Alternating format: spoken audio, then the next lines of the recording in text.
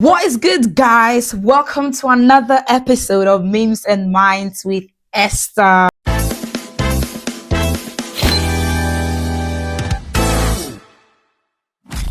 Welcome back, guys. Welcome. It is that time of the week to rant. It is that time of the week to talk to Gus. But before we get into that, weekly tea.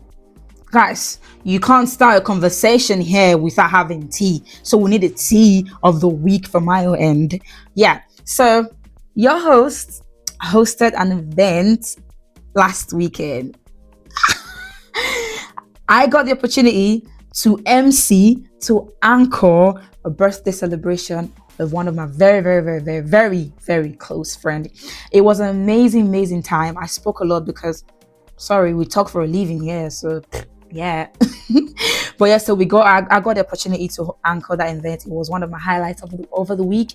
And yeah, week was going really smooth, really happy until I heard about hantavirus. Guys, let's talk about hantavirus. For you that do not know, I'll tell you what hantavirus is. So hantavirus is a group of viruses carried by rodents. It can be found in some areas of Europe, Africa, and Asia. While most hantaviruses do not pass from person to person, rare instances of human transmission have been documented with the Andes virus strain. For you that do not know, or in simple understanding, hantavirus is worse than coronavirus. It is worse than COVID-19. And I'm not saying this for you to panic, but you have to know what's happening around you. Okay. So apparently, I think it's being found in the UK. So the background story here is that, there was a boat cruise traveling from one country to another. And apparently there was someone on that boat that had hantavirus, and then it spread from that person to other persons, and apparently few persons died on that boat. But the virus was not, found out at that point. It wasn't discovered that it was hantavirus, not until people got off the boat and some persons traveled from one country to another. Some came to the UK, some went to America or something like that.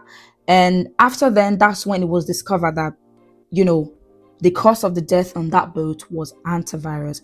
And now, so there's a search going on in these countries to make sure that the infected persons are being found and isolated. And guess what pissed me off? They said self-isolation. I'm like, what do you mean self-isolation? No, you need to find these people and monitor them. Don't let them do self-isolation. They're not going to do that. Come on. But yeah, that news actually got me worried. But then the WHO, which is the World Health Organization, have said that the risk to the public is low. And the UKHSA said there is no need for concern among the general public, saying we should not panic. But guys, guess what? The public is panicking. Nobody's having it. Nobody's having it. And do you know what? Yeah, my generation, we are so unserious. We are so unserious. I went on TikTok and the comment section, guys, the comment section made me even feel like, is this really, are we taking this virus serious or not? I'm going to read out some comments to you guys. So someone said, class of 2027, get ready for your diploma PDF. Honestly, because it's giving lockdown, guys. It's giving pandemic. It's not even funny. I don't know why I'm laughing, but it's giving lockdown. If this becomes serious, guys, some of yous are gonna graduate over Zoom. It is, oh my God. God, I pray to God that it doesn't happen. We need to take this serious. I pray it doesn't happen. Next comment I saw. You all took my teen years. You are not taking my 20s. That's true. Because it's now looking like 2020 wants to repeat itself. If this hantavirus becomes really serious, lockdown is prone to happen. Lockdown might happen. Lockdown might happen just like 2020. And I pray that it's not going to be like that, because if it does, people are not going to have it. Next meme I saw, someone said, or next comment rather, someone said, I'm not graduating on a Zoom call. Hopefully we don't. It's like people already know their fate. Like you already know that this is what's gonna happen. No one's talking about, oh, is there any, treatment or vaccine? But apparently there's no treatment at the minute. There's no vaccine, or hopefully, the WHO comes up with something. But yeah, so I think people are already accepting their fate. But guys, let's be positive. Let's be positive. This guy said, I'm not graduating on a Zoom call. No, please. We don't want that. We don't want that. But yeah, it's looking serious, guys. Now, next comment that I saw as well threw me off a little bit. Someone said, we waited for 6 years for season 2. Bro, we waited for 6 years for season 2 of COVID-19 to happen. No. But yeah, these comments are actually killing. Last comment that I saw, someone said, yes, I'm going to Mars. Who's coming with me? At this point, might as well leave this earth, innit? Might as well start going to the moon. But yeah, so that's that about hantavirus. It is quite alarming. And BBC has confirmed that 2 persons in the UK are infected because they came off that boat, but they're tracking them down to make sure that they give them, that they are self-isolated. But hopefully it won't be self-isolated because they obviously need to be monitored. And I genuinely pray to God that God will keep us safe, because guys, if 2020 repeats itself, if we go on lockdown, it will be bad. It is not good. That's like people's life being paused, like put on a hold. That's what even if we're going to have stuff going on the internet, we've got our Zoom where we can catch up with meetings and school and everything, it still feels like our life is being put on hold. And I pray to God that this is not the case, and I pray that this is just all sorted out. But yeah, guys, so the WHO says we shouldn't panic. So guys, try not to panic. But my generation, stop taking the mick out of everything, please. Please. But yeah, guys, and also that's it for you to stay safe. Get insecticide. Make sure your surfaces are clean. Make sure you don't come in contact with dust, because this virus is spread by rodents like rats or mice.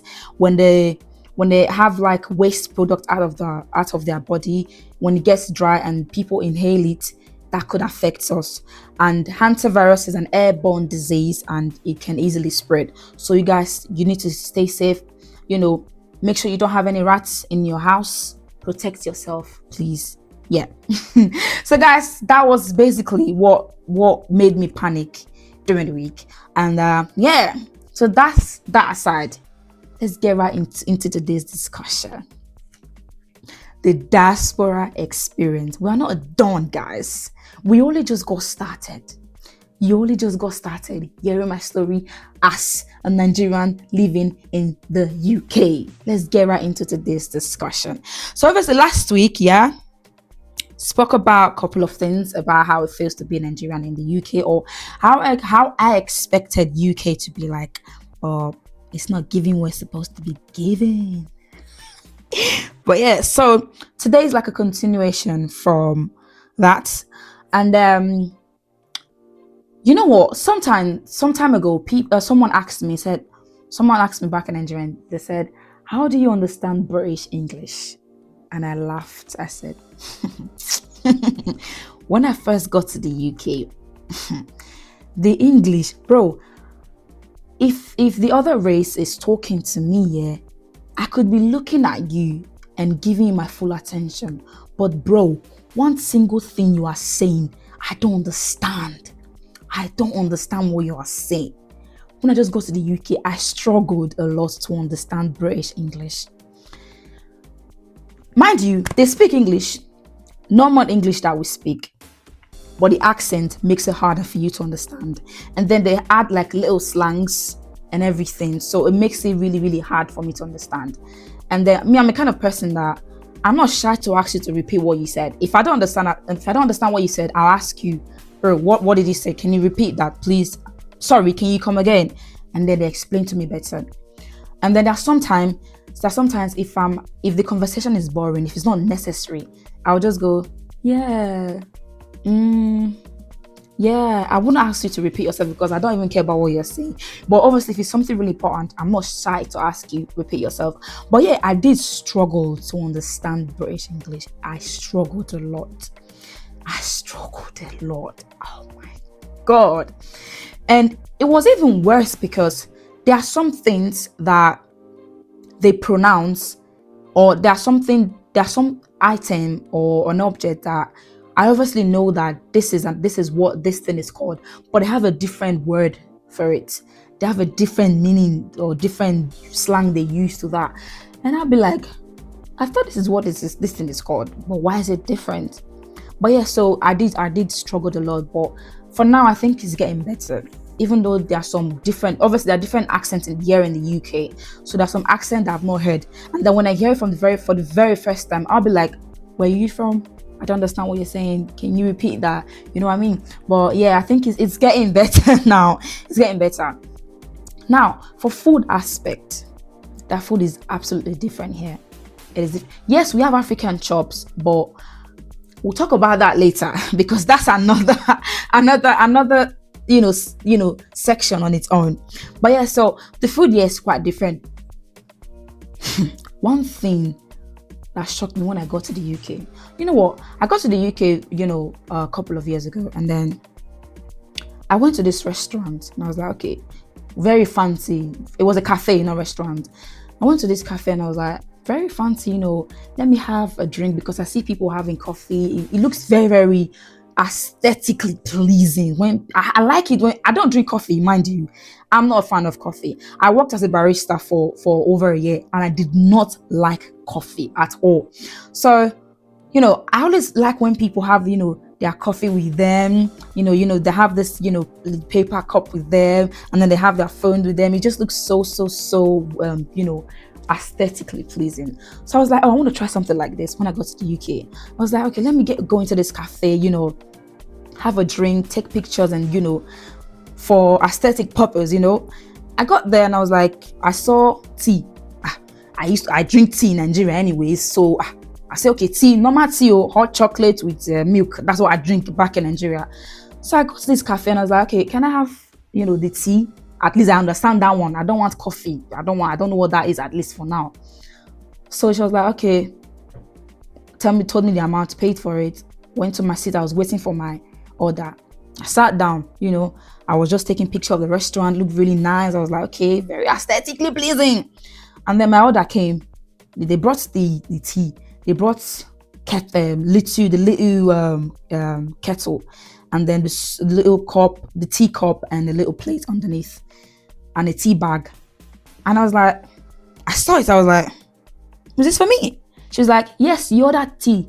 And I was like, tea? This is the tea. She said, yes. I said, okay. In my mind, I looked at it. I was like, okay. I was like, maybe the hot chocolate is inside the mug. Maybe they'll bring the milk for me to mix it myself. I was like, okay, no problem. Last time, I carried mug. God have mercy. I carried the kettle. I pour it in the teacup. I'm seeing water. I said, what is going on here? Did I order for water? I don't understand. And then the lady came with another little jug of milk. I was like, what in the name of tea is happening here? And then me, I'm the kind of person, I compose myself, and if I don't know anything, if I don't ask you, I might go on the internet and look it up. And then I was so curious, I was like, I went to the internet, I searched how to make tea, how to make British tea. And then I saw British tea on my phone screen is exactly the same thing I have right in front of me on the table. I said, what? I said, inside of me, I was like, I just want my Nigerian tea, my chocolate tea with milk. That's what I want. What is happening? Me, I drank it too. I watched. Bro, I put the tea bag on the teacup, pour my water, add a little bit of milk. I drank it. Inside of me, I was like, this is not what I want. I was just, acting posh. And mind you, I saw that person's having tea as well. I was like, okay. So this is how you guys do it here. So this is the tea, Abby. Okay, very good. So I wasted my money for this. Mind you, tea doesn't taste that bad, but it wasn't what I expected. In Nigeria, we call hot chocolate tea. Not until I got here and I discovered that the tea back in Nigeria is what they call hot chocolate here, and that the tea is the normal tea bag with milk, and then you have coffee, you have matcha as well, and other stuff. And I was like, okay, now I know. If I want to drink my Nigerian tea, I'll tell them give me hot chocolate. That was my experience. So yes, their food is different here. This is what I mean when I said that what we call same item. Obviously, we all know hot chocolate. They call that hot chocolate, but we call as tea. So you need to be careful before you go and order something and you regret afterwards. Well, yeah, another experience that I had is I was so obsessed with McDonald's. Hey, when I got to the UK, I loved McDonald's. I was so obsessed with McDonald's because I see McDonald's on TV. So finally I got here, I was like, McDonald's. To even make it worse, McDonald's is literally like 5 minutes walk away from my house. I was like, hey, burger, so fries, chicken nuggets, ice cream, milkshake. Hey, I was so obsessed with McDonald's. Bro, too much of everything is bad, ooh. Too much of everything is bad. I loved McDonald's, but it got to a point I was like, having too much McDonald's every day can be quite unhealthy. It can be quite unhealthy sometimes, yeah. And I was so obsessed with McDonald's, and I would take videos of it and be posting it. That was so, guys, I feel like that was so cringe. Was it not? Because because it's not. I don't know. When I look, bro, if I look at like my pictures and videos back then, I laugh at myself and I'll be like, Esther, did you really do this? But yeah, it's all growth. I mean, being in a country that you've not been to your entire life before, new environments. When you try new things, you are fascinated, you're overwhelmed, and you're like, oh my gosh, it's new to you. But when you get used to it, you're like, oh, it's a normal thing, right? Another experience is, damn, the soup. Guys, soup in the UK here, it's not a goosey soup or okra soup or banga. It's not. Their soup is different from what they eat their soup with bread, with toast. Guys, my Nigerians, can you eat a goosey with bread? It's not possible now. It's not possible. It's not. This is what I'm saying, that what you think it is here, it is not. It is not. Imagine going to a restaurant, yeah, and you see on the menu, you see soup. If they don't explain what that soup contains, it could be leek and potato soup. If they don't tell you that's what it contains, you would, as a Nigerian that's not had that soup before, you would automatically assume, is this our Nigerian soup here? If you don't look properly, they will give you watery soup and you will use toast to eat it. And you eat it, you eat it. No, you will eat that soup. You paid for it. Do you know how much it costs? You will eat it. So guys, that's why I don't blame people. I don't blame people. I'm that people, man. I'm that person. If I'm trying a restaurant for the very first time, I'm sorry, I'm looking up the menu. If I see a food that I don't know, I'm looking it up on TikTok. What is this food? How does it taste? Because I wouldn't pay a lot of money for something that I don't know because I want to be posh or whatsoever. No, sorry. If I go to the restaurant, I will no. Tell me where we are going and I will look the food up. I don't want to disgrace myself. I beg. But yeah, so that soup here is actually different from soup back in Nigeria. It's different. They've got leek and potato soup here, and it's absolutely different from Nigerian soup. And speaking of Nigeria soup, the African shops I mostly go to African shops to get groceries to cook and everything. The African shops here, they are so expensive, massively expensive. I saw lacasera. If you're in Nigeria, you lived in Benin or Lagos anyways, normal lacasera. I saw lacasera in an African shop last year. That was the first time I've seen lacasera since I got to the UK. I saw it and I was so surprised. I was like, oh my God, lacasera in the UK. I'm definitely gonna have it. I saw it's £2. Obviously, £2 is not, that big here in the UK. But if you convert it to Nigeria currency, that's about 4,000. So I'm spending 4,000 for a bottle of lacasera. Are you joking? How much is lacasera now in Nigeria? I don't think it's up to 1,000 naira. I don't think. Or you're spending 4K here for lacasera. Hey! Hey! Let's not even talk about when you want to cook a proper soup. A big pot of soup. You want to... See, there's a saying that goes, a man is not honored in his own country. We see all these things in Nigeria. It was easy for us to buy. You want to cook soup, you can literally walk into the next shop and you wouldn't have to spend up to 30,000 naira to buy stuff that you need to cook, just a pot of soup. But here in the UK, you are looking at £50, £60, £100 just to stock up for African food. Bruh, hey, that's so expensive. And do you know what's even more annoying? Some of the foods because they've added like preservative and additive and everything, the taste is no longer there. The taste is no longer authentic.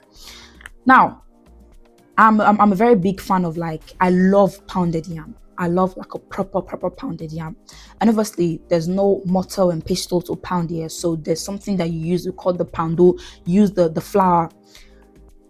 Bro, there's no how you're gonna make pounded yam with flour that it will taste authentic like a normal pounded yam that you pound like this with the cooked yam.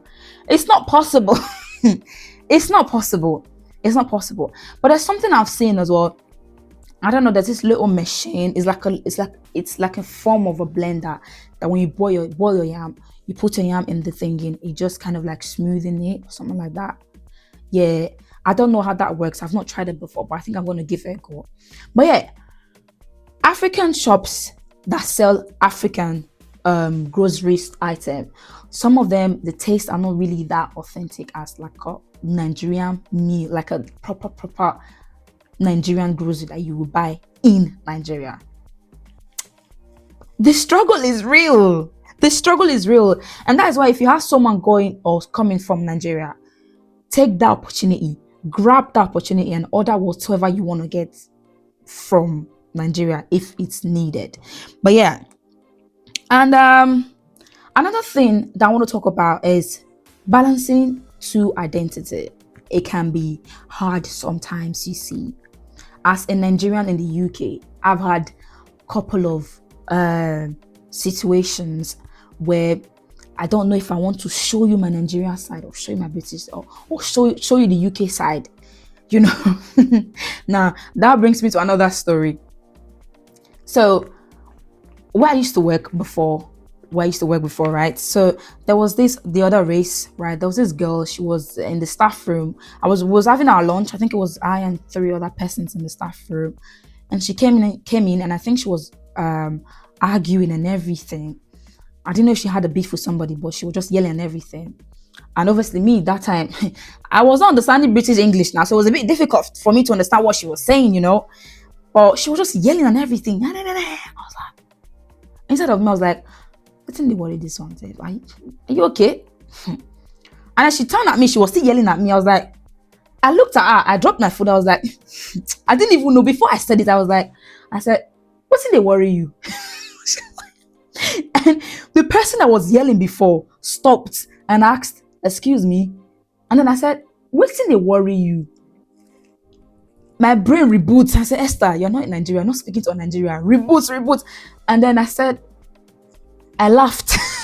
I started laughing. I was like, sorry. So are you okay? You're yelling. And then she just started saying whatsoever happened. But at that minute, it was hard. I didn't know. Because I was getting so irritated. Like, what are you shouting for, mate? Like, calm down. So I was like, what's in the worry you? You see, it was so hard balancing like two identity as a Nigerian. And now you're not in the midst of people that you can't if you tell the other race and tell them what's in the worry you, obviously you want to say that to piss them off, but they won't get peace because they don't even know what you're saying. They don't even know what you're saying. So they're not even gonna get pissed. But yeah, so it's hard sometimes balancing these two identity. And obviously when I go to work now, morning to evening, you are speaking, you're right, you're talking like that. But then when you get home, finally, you can talk however you want to talk. You cannot express yourself. You cannot speak however you want to speak. Hey, after long days of speaking in it, you now want to calm down.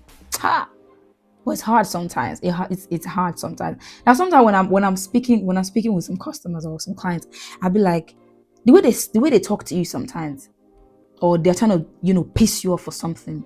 Instead of me, I'll look at them, I'll be like, what's in they do you, sir? What's in they do you?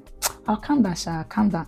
But when I'm speaking to them, I'll be like, you need to calm down, man. Can you just simply explain to me what the problem is and I can sort it out for you? But instead of me, I'm already saying, if not be smarting. But yeah, it can be hard sometimes. And sometimes you are tempted to speak pidgin to these people, but it's pointless because they don't understand it. And I found something really interesting. I found out that some of the other race, they want to learn pidgin English.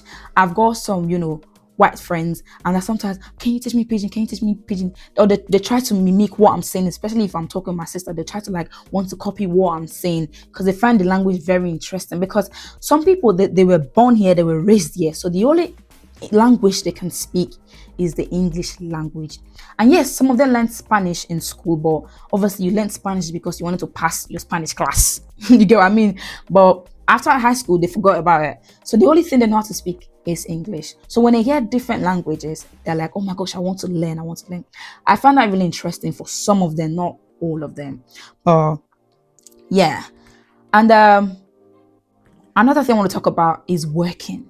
Working can be so hard to balance work with your life, with school, especially if you're schooling year and everything. It can be so hard to balance it. It can be a lot sometimes. It can be draining sometimes.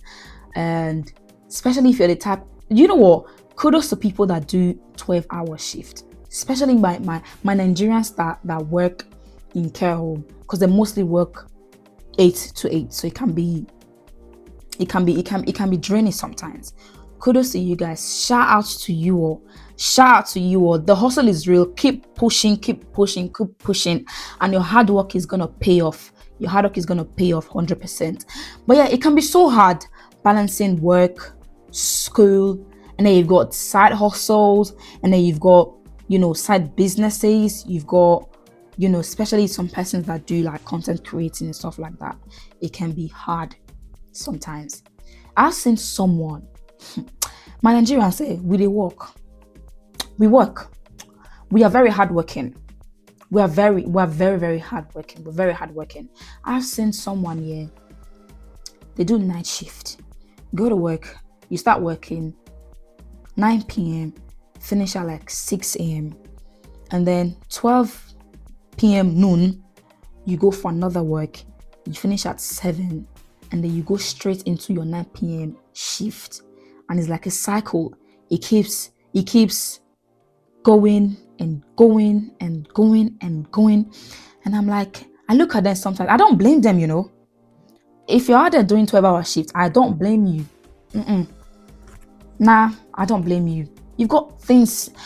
There are bills to pay. There are things to take care of. And for people to survive, they have to take on 2 jobs. And it can be so hard to balance. And so for my Nigerians back home in Nigeria, not everyone in the UK is living la vida loca. Not everyone in the UK is living the life you think it is. Because you hear someone who is abroad, I'm abroad, it doesn't mean everything is working perfect for that person. And some persons that, like I said, do 12-hour shift, work overnight, work during the day. Yes, they want to make the money. They've got bills to pay and everything. But don't look at them and think, oh, they've made it all in life. And then because of that, you want to take the advantage of asking these people for money. They've got their own life to take care of. If they have, they will give you. But if they don't have, don't look at them as being staging. I'm speaking for like diasporas, on behalf of diasporas in the UK. Please, if you ask us for money and we don't give you, don't look at us like, oh, we are being staging or whatsoever. There are other things that we're taking care of, and working here, it's hectic sometimes, especially if you have some kind of jobs that is so demanding. It is very, very hard. And then we've got bills to pay, we've got things to do and everything. We've got our own life to sort out. So if we do not have at that point, please bear and understand. Don't I've seen some persons cut off their friendship because their friends keeps asking for money, and because they don't give them money, they've not labeled them as bad person. It shouldn't be like that. It shouldn't be like that. And if you have, give. If you don't have, please understand with that person. I beg, please. But yeah, so balancing work and everything can be so hard. It can be very, very hectic. I've come back from work one day and I got to my room and I laid flat on the floor. That day at work was so hectic. I got back home and I laid straight on the floor, not even on the bed, on the floor, because I was so drained. I was mentally drained. I needed a break. So yeah, imagine coming back from that hectic work and then I've got night shift. That's why I say I feel for people that do day shift and do night shift. I could never. Oh my, that is draining. But yeah, shout out to people that do those kind of work. Shout out to my Nigerians, shout out to other persons as well that do day shift and do night shift just because they want to live up to the cost of living in the UK. And yeah, something that I found really, really annoying and shocking and wild is that some diasporas low-key hate on each other. Why is that like that? I saw on the internet and say someone said it's pride. They want to feel like, I don't know.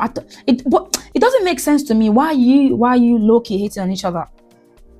I also saw a TikTok video of these two guys, and then one said, he said, POV, Nigerians when they see themselves on the bus stop or whatsoever, they are eyeing each other like they're not speaking to each other. I don't know. I've not really experienced something like that. I'm so happy when I see, my fellow Nigerian babes, looking very fine. If I see you, I say, yo, you look good. Let's talk. Do you know what I mean? If it's needed, let's have a chat. Do you know what I mean? Connect to people, connect to your community. Don't start hating on each other. I don't know why. Guys, if you know why people hate on each other like that, if you know why diasporas hate on each other like that, please let me know in the comment section, because I'm lost. If I see my fellow Nigerian, I'm happy to see you here. Like, you came here to hustle too. Let's hustle together. Do you know what I mean? So there's no reason to hate on each other. There's no reason for that whatsoever. Matter of fact, we're supposed to have our own community. Like, when we see each other, let's be happy. Let's chat. Let's build something. Okay? Yeah. So I don't know why people hate on each other. Let's not do that. There's no time to hate on each other. And yeah. So let's talk. Let's read out some memes. Obviously, it's Memes and Minds. We've ranted or we've spoken. Now let's laugh a little bit. Obviously, I know I make you guys laugh, but let's read out some memes. Okay. First meme of the day. First meme of the day is, I don't know why I'm still saying this antivirus thing. Guys, stop scaring me. Stop scaring me, please. I'm covered with the blood of Jesus. Amen. Now, first meme of the day. First meme of diaspora experience. Nobody tells you that living abroad can feel lonely sometimes because you're surrounded by people, but still miss home in ways you can't explain. That's absolutely true. Yes, you have friends surrounding you. You go out, you've got mates that you go out with, that you hang out with, you vibe together and everything. But there's still this sense of missing home. There's still this sense of missing Nigeria or whatever country that you've come from. There's still that. I say it every time. I get homesick sometimes. I miss, like, the atmosphere in Nigeria. I miss that the vibes and everything. But, it's just it's I think it's just it's normal, especially if you've lived there like since you was born. So that sense is still there. We still miss home. We still miss home. Next meme. One thing about living abroad is that no matter how tired you are, life still continues the next morning. Life was no time is going. Time waits for nobody. It's still going. No matter how tired you are, no matter how you complain and say, "Oh my gosh, this job is so draining," you're still gonna wake up tomorrow. Wear your boots, wear your coat, wear your head warmer. You go to work, you clock in, continue, your shift starts, you clock out, you go back home, you complain, you go back to work again. That's it. Yes, we'll complain first, but then we'll go back to work. Money must be made at the end of the day. Yeah. Next meme. Everybody back home thinks you are enjoying soft life because you live in the UK. Meanwhile, you're checking your bank app before buying snacks. For real though. This is what I'm saying. People think you're living La Vida Loca. La Vida Loca ain't La Vidi. Neither is it Locaing. It's not. It's not. Imagine having to pay for something that you have to check your bank app and see, this thing I'm paying for, do I have the money for it? Let me be sure before you go and tap and it says decline and embarrass yourself. But yeah, it's real. It's real. Last meme of the day. The saddest part is how Black people home think everyone abroad is living the dream, when in reality many are working 3 jobs just to keep things moving. Just exactly like I've explained before. There are some persons there in the UK, they have to pick up 3 jobs. Some of them are not even, luckily for some of them, they've finished school and whatsoever. But yeah, some of them have to pick up 3 jobs, especially if you have family over here and everyone is looking up to you. Picking up 3 jobs, doing night shift, doing day shift, doing middle shift, doing any type of shift, as long as it's bringing money, legal money, you are doing it. The experiences, the diaspora experience is real. It is real, and there's more coming in. There's more discussion coming in. Well, that is that for today, guys. I hope you've enjoyed today's episode. Please do it to like, comment, share, subscribe, and tell me what you think, guys. The M&M community will not grow without you. So I want you guys to get involved. Get involved. Clips will be dropping soon on Instagram, on YouTube, on TikTok. Please, I want you guys to engage. Let's let people out there know what's happening here in Memes and Minds. We have come to the end of today's discussion on diaspora experience, also hantavirus pandemic. Yeah, guys, stay safe out there. Please stay safe out there. Yes, who says that the public is not at risk, but prevention indeed is better than cure. So please stay safe. Disinfect your house. Make sure you don't always come in contact with dust. And if you have mice or rats in your house, please do it to end their life. Yes. Yes, because you just never can tell. I mean, I don't know if people keep rats as pets. I don't know, but please, let's be guided.